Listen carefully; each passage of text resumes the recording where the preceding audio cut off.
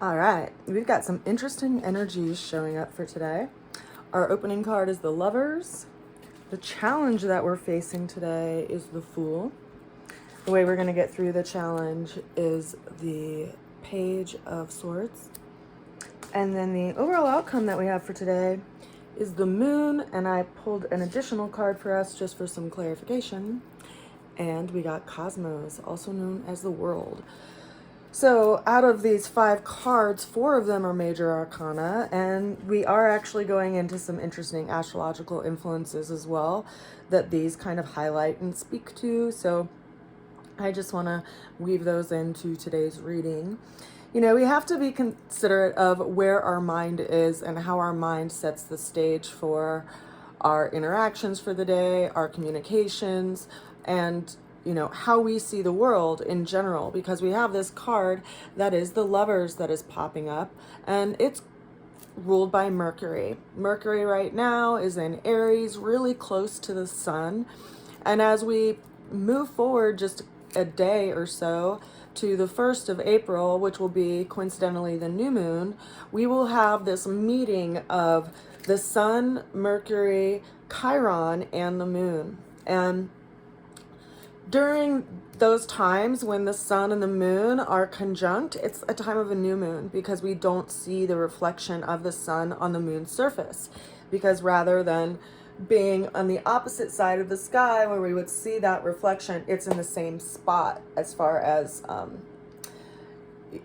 mathematically by angle in the sky. So we don't see the reflection of the moon or the moon's surface by the light of the sun. We have to actually see them in opposite sides at 180 degrees to have a full moon, right? So during the times of a new moon, it's a dark moon, it's a new beginning, it's dark out there in the big old world. And so there's a lot that's like stirring underneath the surface. And with this meeting of these other astral bodies with Mercury there, which is, the planet that is the messenger of the gods, and it is the planet that's associated with our communications and how we see things and how we describe things and how we name things and ideas that get brought down from, the divine source, quite literally, because it's the closest planet to the sun. And so we're going to have those two bodies together, as well as the new moon and as well as Chiron. And Chiron is the planet of the, the wounded healer. And so it's where it like brings up this place that we have this potential to possibly heal some old wound or some thing that we've been working with in our lives that will be truly a new beginning. And it's so interesting as well because not only do we have this energy of Mercury showing up, we have as our challenge today the Fool, which is associated with Uranus, as I've mentioned before, and this change and this unavoidable change that is a challenge to our lives and our plans. And this can come up and has been coming up in the last couple of years. And so a lot of us have been forced to find a new path or like find our footing amidst all of this change, particularly wherever Taurus governs in your chart, because that's where Uranus has been in the sky for the last couple of years. And consider that, this change and this shift, all things that change and shift are basically trying to align us with something. And so I see this as an opportunity to work through some old wound and heal it so that we can actually progress forward. Now, it's interesting because we have this energy of communication and of Gemini ruled by Mercury showing up again as our energy of how we're going to get through this change and this shift that has stirred things up in our lives. And it comes down to, again, how we communicate about things, how we see things.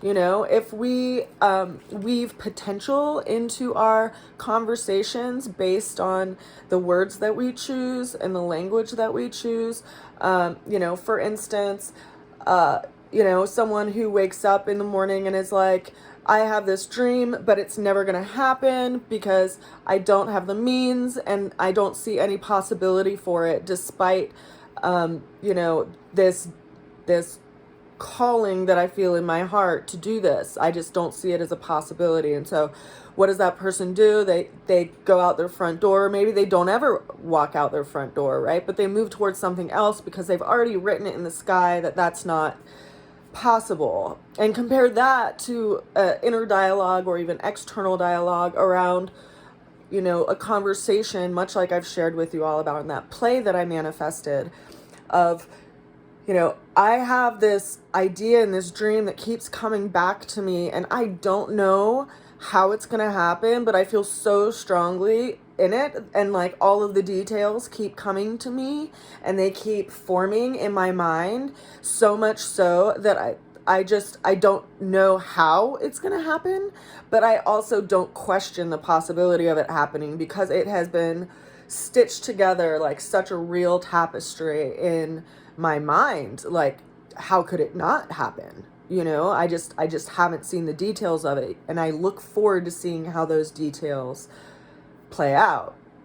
Now, that's a different way of using language around something that you want to manifest, and I think that we're being called to do that. And, you know, part of this shift and this change in our life is for us to realize, you know, not only the power of communication with one another, but also the power of communication with our own selves and how we set up the universe through our own certainty around how we speak about things.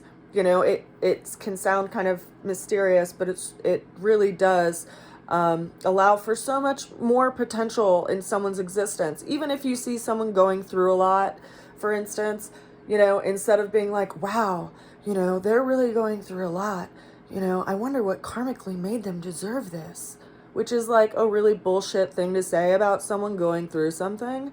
Another alternative might be, for instance, wow, that person's going through a lot. I wonder what's turning over and producing an opportunity in their life. Like, I really look forward to seeing what comes out of this. Like, there's so much energy going into this change that there's got to be something that's great that's going to come. And I look forward to that. Now, the energy in those two conversations are so different. And we stitch reality for people, and for people on the other side of the world that we don't know, and for people that we know, all the time without being intentional. And I think it's really important for us to consider the intention behind our words, and if we are actually cognizant and aware of how we can you know, participate in other people's manifestations and actualizations by the language that we use in how we speak to one another.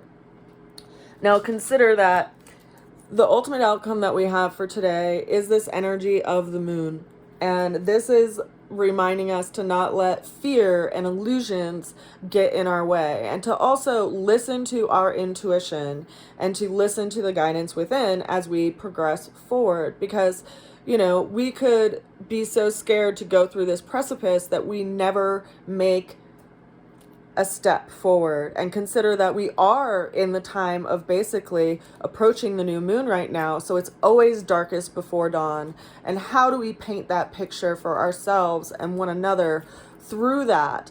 And this card that came in for additional clarity, I think, is really powerful, because it is, you know, the cosmos card, the world, associated with Saturn, who's like the keeper of time, right? It has a cycle of 29 years. And so it has this relationship with our own development that brings together, it like brings limitation into our lives for us to pull in the reins. It like shows us where we need to pull in the reins in our lives so that we can progress forward. And, you know, where is our mind, you know, in this experience that we're all going through in this change? Is it in this place of feeling like defeat? Is it in a place of engagement? Is it in a place of hopefulness? Is it in a place of worry? You know, how are you painting this experience? Because that ultimately is going to shape your day. You know, like, people find their courage when they're challenged. People find, you know, their unexplored aspects of themselves when they're put in new situations that they never ever had imagined for themselves. And as much as we want to keep, you know, stability in our lives and like have this sense of like, this is going to be the same, so now I can go do this, I think everything that's occurring right now for all of us, you know, in the area of Taurus with Uranus sitting up there, all of this unavoidable change that we're all going through really does bring us back to this sense of like, what do we see for the world? What do we want, honestly, in our heart of hearts for the world? Because how we speak to one another, how we speak to ourselves, and that how we speak about even possibility, it makes a huge difference. And I think that it's really interesting that we have all of these astrological bodies that are interacting and going through in such a rare kind of gauntlet of experience, because they just passed through, you know, Jupiter and Neptune. We're going to have a Jupiter and Neptune conjunction in just, you know, a little over a week, which is going to be a hugely expansive time for all of us spiritually, or at least it has the potential for that. And so how do you want to use this vessel that you're in? You know, how do you want to speak about this experience, and what are you calling forth into this world? I think that's what it's bringing up. And if you meditate, I call on that, you know, as all of us, to like an invitation to have this daily practice of meditation where we can create peace in ourselves and radiate that out into the world and into our community and into our neighborhood and into our cities, and just expand it as much as possible. Because if we're at war with ourselves, then how can we wish peace to anything else? You know, if we're at war with our neighbor, how do we make peace in the world? You know, I think it all starts here, close to home, and even here, close to home. And we have to be intentional with it. I send you a lot of love and a good wish, and I will see you again soon. Bye for now.